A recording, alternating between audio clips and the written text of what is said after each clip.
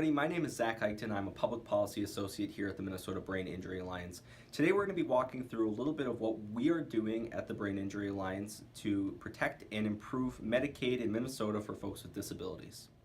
So let's talk about the Medical Assistance Spend Down. Now, the Medical Assistance Spend Down is also known as the Excess Income Standard.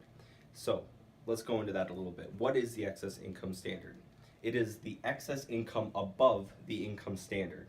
The income standard right now for medical assistance for people with disabilities is 100% of the federal poverty guideline. That translates to roughly $1,012 per month for people to live on and still be able to meet those Medicaid requirements. Now, you can have excess income over that standard, so above that $1,012 a month, and still be on medical assistance for people with disabilities.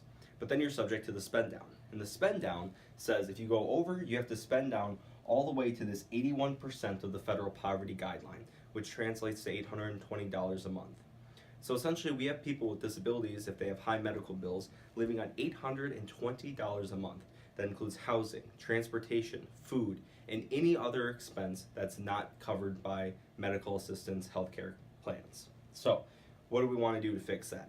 We've introduced a bill with some of our chief authors, Senator Utke in the Senate and Representative Loeffler in the House, HF 765 and SF 950, to match this spend down standard to the income standard.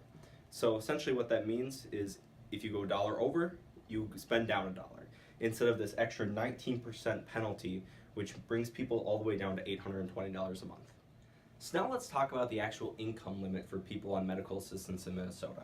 If you're on medical assistance as someone with a disability, you have an income limit of 100% of the federal poverty guideline. If you go over that limit, you are subject to that excess income standard. So to make it so that more people with disabilities have a little bit more money in their pocket at the end of the day, we're trying to make it so that that income limit is 125% of the federal poverty guideline. So moving it up from $1,012 a month to $1,265 a month. Now, this may not seem like a big deal for a lot of folks, but when you are on disability Medicaid, you are pretty limited in what you can do with that money that you have remaining. You have expenses, you have your housing, you have transportation. So even an extra $200 is really going to go a long way for these folks who rely on Medicaid to get their health care covered. So now let's talk about the asset limit for folks with disabilities in Minnesota. Right now, to remain eligible for medical assistance, you need to have $3,000 or less in assets or savings.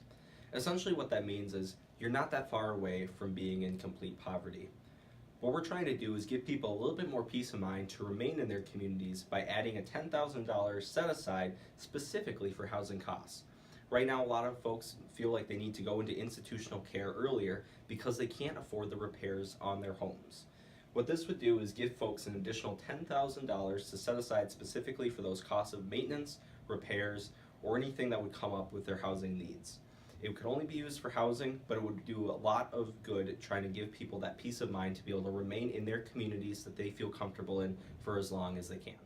Thanks for joining us for this week's update from the Capitol. Tune in next time as we discuss more of the issues that we're focusing on this session.